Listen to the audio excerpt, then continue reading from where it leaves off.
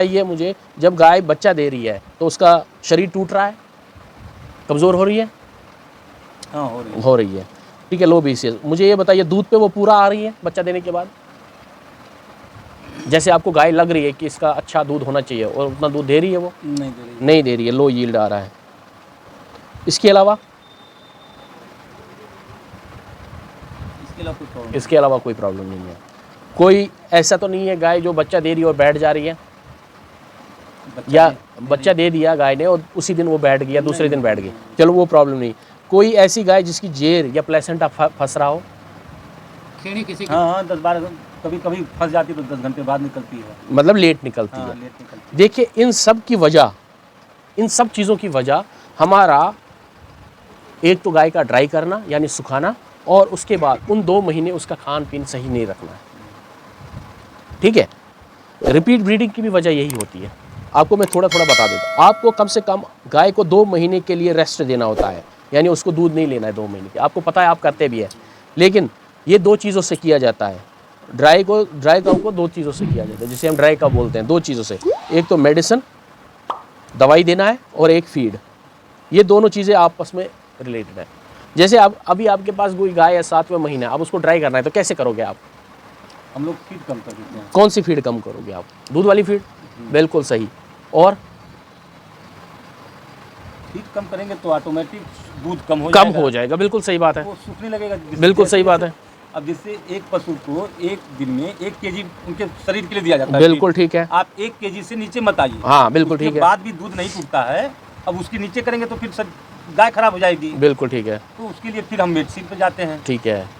हाँ, अब मैं आपको बता देता हूँ। समस्या और डॉक्टर साहब बताएंगे। जी। जैसे बहुत से पशुपालकों से हमारा मतलब मिलना होता है, जब वो ड्राई करते हैं अपने जानवरों को, तो उसमें जैसे दूध जमने की समस्या आ जाती है, खराब हो जाता है दूध जमने लगता है, छछड़ा आने लगता है। मैं बता देता हूँ। इसे हम वेटनरी की ज़बान में हम कहते हैं ड्राई काउ मैनेजमेंट। ये 2 चीज़ों से होती है। एक तो खान पीन, जैसे हमारे फार्मर भाई ने कहा कि मैंने उसका दाना कम कर दिया तो दूध कम हो गया, लेकिन हम दूसरा पार्ट इसका भूल जाते हैं कि उसके थन में मेडिसिन भी देनी होती है। उस मेडिसिन को न देने से थन में इन्फेक्शन होगा। अगर नहीं दे रहे हो तो थन में, क्योंकि थन के अंदर दूध है और दूध बैक्टीरिया का गढ़ है। अगर वो बैठ रही है, दूध के चला गया, दूध के अंदर बैक्टीरिया, उसने खाना पीना सारा खा लिया। ठीक है, दूध उसके लिए खाना है, बैक्टीरिया बाहर बैठा हुआ है। देखिए कैसे करना होता है, मैं आपको थोड़ा थोड़ा बता देता हूँ। जैसे आपको पता लग गया कि मेरी गाय कल ड्राई होने वाली है, ठीक है, तो आप कैसे ड्राई करोगे? ड्राई के लिए आपको पहले आपने खाना पीना उसका कम कर दिया। हरा चारा है तो बंद कर दो, भूसा है तो कम कर दो, ठीक है, और फीड, दूध वाली फीड तो बंद कर दो। इसके अगर आप दूध वाली फीड बंद कर दोगे तो आपको 1 किलो कोई ना कोई फीड तो देनी है। ये आपको 5-6 दिन या 10 दिन करना है, ज़्यादा टाइम नहीं करना होता है। तो दूध वाली फीड की बजाय हम ड्राई वाली फीड खिलाएंगे इसको। ड्राई वाली फीड खिलानी है, उसका दूध कम हो जाएगा या बंद हो जाएगा। ज़्यादातर कम हो जाता है, बंद तो कभी भी नहीं होगा। और अब आपको पता है कि कल मेरी गाय, अब कल से मैं इसको दूध नहीं लूँगा, तो कल आपने उसका दूध ले लिया। उसके बाद 2 ट्यूब्स आती हैं जिन्हें हम ड्राई काउ ट्यूब्स कहते हैं, जिनका नाम है कैप्राविन और स्पेक्ट्रमेस्ट DC। ये ट्यूब्स चारों थनों में चढ़ानी पड़ती हैं। जिसका डेयरी फार्म चल रहा है या घर में भी गाय है तो उसको ये 2 ट्यूब्स देनी पड़ती है, एक कैप्राविन और स्पेक्ट्रमेस्ट DC। ये चारों थनों में ये ट्यूब चढ़ाने। इस दवाई का असर लगभग 3 महीने रहता है थन के अंदर। कितने महीने? 3 महीने। यानी अगर कोई इन्फेक्शन आएगा भी, ये दवाई वहाँ पर बैठी हुई है। भूसा कम कर दिया, हरा चारा बंद कर दिया, फीड आपने ड्राई वाली दे दी। इसके बाद आपको गाय को दूध नहीं लेना है। ये होता है ड्राई काउ करने का। जैसे क्या सर, पेनिसिलिन ग्रुप का जो पेनिस्ट्रीन आता है उसको भी चढ़ा के यूज में लाया जा सकता है? देखिए, जो पेनिसिलिन का पेनिस्ट्रीन ट्यूब आती है वो दवाई रहती है सवेरे से लेके शाम तक असर, यानी दूसरे दिन या शाम को उसको फिर से चढ़ाना पड़ता है, और चढ़ाने से पहले थन को खाली ज़रूरी करना पड़ता है। तो इसीलिए वो दवाई यहाँ पर काम नहीं करेगी। मतलब उसका असर सिर्फ 12 घंटे 8 घंटे तो मुश्किल से ही है।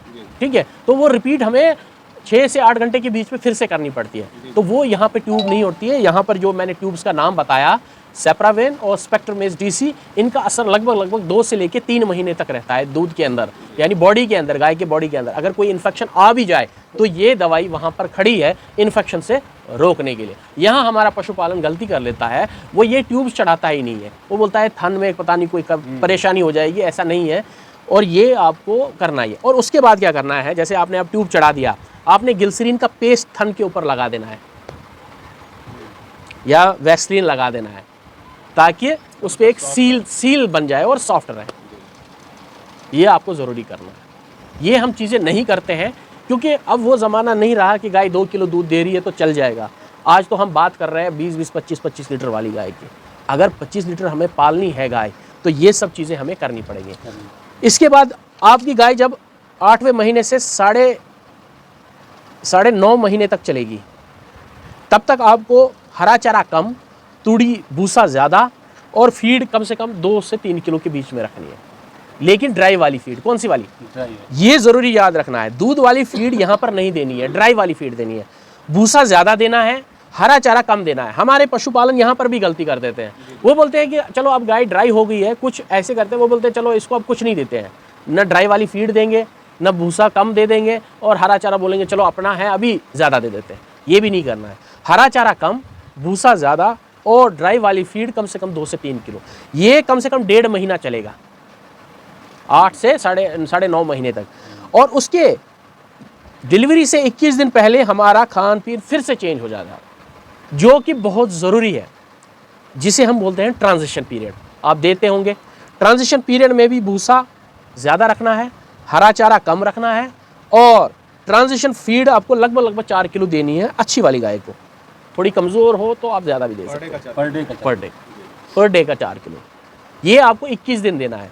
और इस फीड से पहला स्टेप है ये, एक पायदान है ये फीड दूध वाले पशु को तैयार करने के लिए 21 दिन के लिए। इसमें जो आपका रिपीट ब्रीडिंग की समस्या, मेस्टाइटिस की समस्या, गाय का कमज़ोर होना, कम दूध आना, ठीक है, और जेर का फंसना, गाय का बैठ जाना, मिल्क फीवर आना, कीटोसिस आना, जैसे आपकी गाय अभी कमज़ोर हो गई है तो वो कीटोसिस में आ चुकी है, ये सारी चीज़ें कम हो जाती हैं जब आप ट्रांजिशन वाली फीड खिलाएंगे।